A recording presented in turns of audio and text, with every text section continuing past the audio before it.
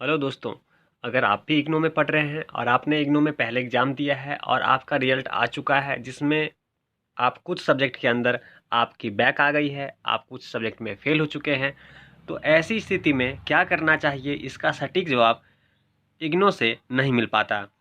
तो आज इन्हीं कुछ प्रश्नों को लेकर हम आज के इस वीडियो में चर्चा करेंगे और जानेंगे कि हमें क्या करना होगा अगर हम किसी सब्जेक्ट में हमारा बैक आ गया है या फिर हम फ़ेल हो चुके हैं।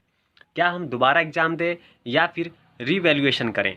जैसा कि आप सभी जानते हैं, इग्नू के अंदर यह सुविधा प्रदान की गई है कि अगर किसी सब्जेक्ट में आप फेल होते हैं, अगर आपको लगता है कि आपके नंबर और बेहतर हो सकते हैं, आपने इससे अच्छे उत्तर लिखे हैं पर आपको नंबर कम दिया गया है, तो आपको यह सुविधा दी जाती है कि आप रीवैल्यूएशन के लिए रिक्वेस्ट करके दोबारा से अपने कॉपी को जाँच करवा सकते हैं, रीचेक करवा सकते हैं।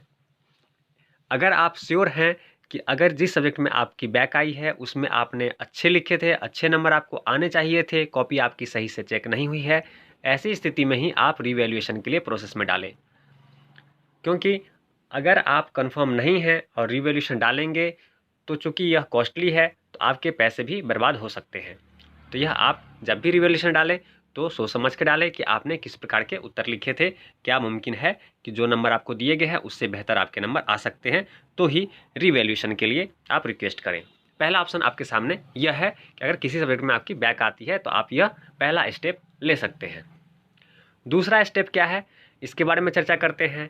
अगर आप श्योर नहीं हैं कि रीवैल्यूएशन से आपके नंबर बढ़ सकते हैं तो दूसरा ऑप्शन आपके सामने है, दोबारा से नेक्स्ट जो एग्ज़ाम होंगे उसमें आप दोबारा से बैठे और उस सब्जेक्ट का एग्ज़ाम आप दोबारा दें।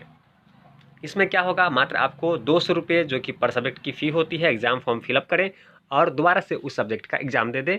यह आपके सामने एक रास्ता है।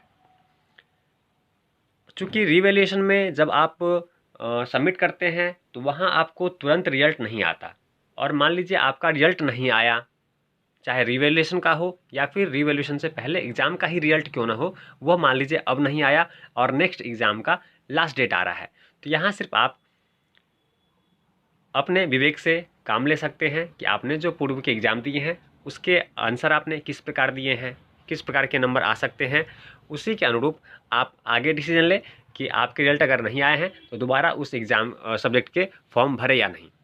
अगर आपका एग्ज़ाम अच्छा गया है तो उस सब्जेक्ट का एग्ज़ाम फॉर्म बिल्कुल ना भरें।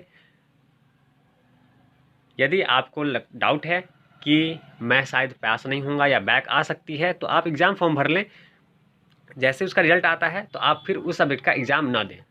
तो यह आपको विशेष रूप से ख्याल रखना पड़ेगा, ध्यान रखना पड़ेगा।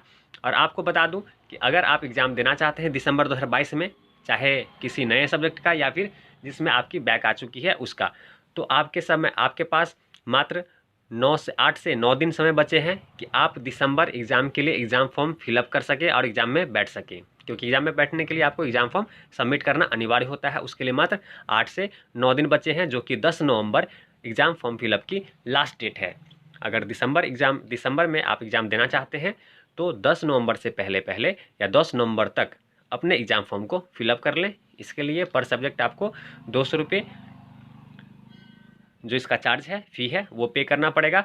अगर इसके बाद लास्ट डेट के बाद अगर आप एग्ज़ाम फॉर्म फिलअप करते हैं तो आपको 200 रुपये प्लस 1100 एक्स्ट्रा फ़ाइन पे करना पड़ेगा। तो यह कुछ रास्ता था उन स्टूडेंट के लिए जिनकी मान लीजिए बैक आ गई है या फिर जिनका रिजल्ट नहीं आया है, उन्हें क्या करना चाहिए। इस प्रश्न को आज के इस वीडियो में हमने डिस्कस किया है। ऐसे महत्वपूर्ण क्वेश्चन को लेकर हम लगातार आपके सामने आते रहेंगे ताकि आपके मन में किसी भी प्रकार का कन्फ्यूजन हो तो उसे दूर किया जा सके। तो चलिए मिलते हैं ऐसे किसी इंपॉर्टेंट टॉपिक के साथ अगले वीडियो में। वीडियो देखने के लिए आपका धन्यवाद।